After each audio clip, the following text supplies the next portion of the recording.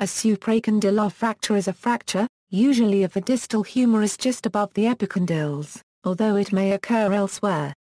While relatively rare in adults, it is one of the more common fractures to occur in children and is often associated with the development of serious complications.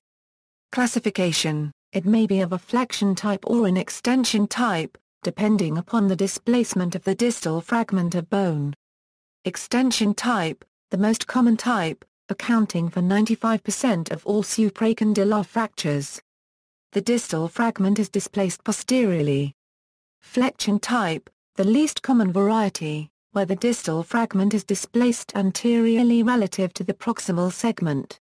Displacements: the displacements may present in one of a number of ways: posterior shift, posterior tilt, lateral or medial shift, proximal shift or internal rotation. Supracondylar fractures can also be categorized by the Gartland classification system, based upon the degree of displacement of the distal fragment. According to a website for orthopedic surgeons, this is the most common elbow fracture in children, about 60% of fractures in children. It is most common in children less than 10, peak incidence is between the ages of 5 to 8 years of age. Primarily in children who were around age 7 years, which is often a period of maximum ligamentous laxity. Therefore, the elbow hyperextends when the child tries to catch himself or herself during a fall. During the hyperextension process, the old-Rannon process is forced against the weaker, immature metaphyseal bone of the distal humerus, producing the typical extension-type supracondylar fracture.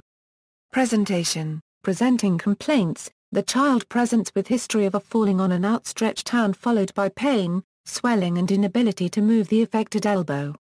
On examination, unusual prominence of old-Rannon process, but because it is a supracondylar fracture, the three-bony point relationship is maintained, as in a normal elbow. Neurovascular complications: A. Tear or entrapment of the brachial artery. Spasm of the artery and compression of the artery relieved by manipulation of the fracture compression of median nerve. Causing pink and pulseless hand in supracondylar fracture. Thus there is loss of circulation of forearm, causing lack of reperfusion of tissues resulting in tissue death causing compartment syndrome.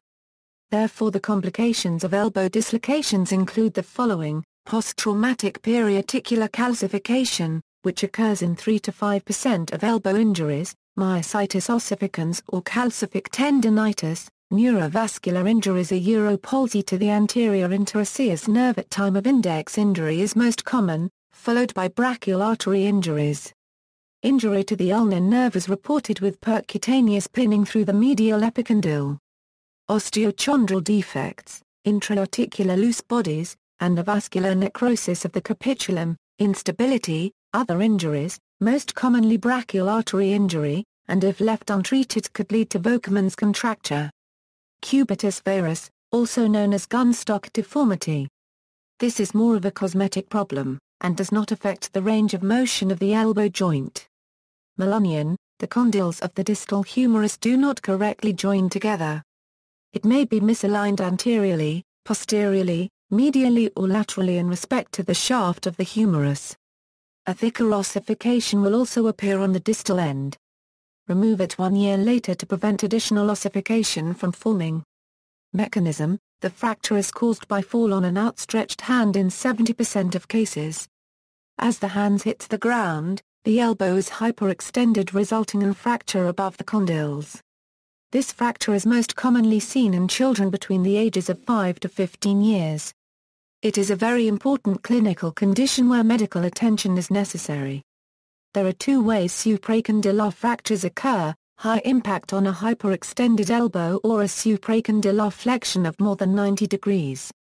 Fractures of the distal humerus are most commonly due to a falling on your hand with arms fully extended, causing direct trauma to the elbow. The distal condylar complex would shift in either the posterolateral or posteromedial direction, which account for approximately 95% of supracondylar fractures. The remaining 5% of these fractures result from a direct blow to the posterior aspect when the elbow is flexed more than 90 degrees. In these cases, the distal condylar complex is more likely to displace in the anterolateral direction. Pathoanatomy: the fracture lines extend transversely through the distal end, metaphysis above the condyles. Diagnosis: diagnosis is usually by X-ray. The fracture can however be difficult to identify, and often a joint effusion is used to increase one's suspicion of the presence of a fracture. The existence of an effusion can be determined by the presence of the Sale sign. Upon examination, the doctor will evaluate the arm for signs of damage to the nerves and blood vessels. They will look for swelling and deformity. This will allow the doctor to determine a likely diagnosis. Damage to the elbow is a common injury in children. Injuries to blood supply of the arm may necessitate early surgical intervention. Most of the supracondylar fractures are minor and require a period of rest, analgesia and compression prior to graduated formal rehabilitation. In the event of a more severe injury, the fracture will be visible on an X-ray. It is important in diagnosis to understand the dynamics of an X-ray because growth plate fractures may not show up like normal broken bones. It is a good idea to compare the X-ray of the injured elbow to the opposing side for analysis. If rest does cause the fracture to heal, then the child must be referred to a specialist for assessment of the injury. Treatment: surgery leads to improved outcome of displaced fractures. The degree of reduction can be measured by Bowman's angle. References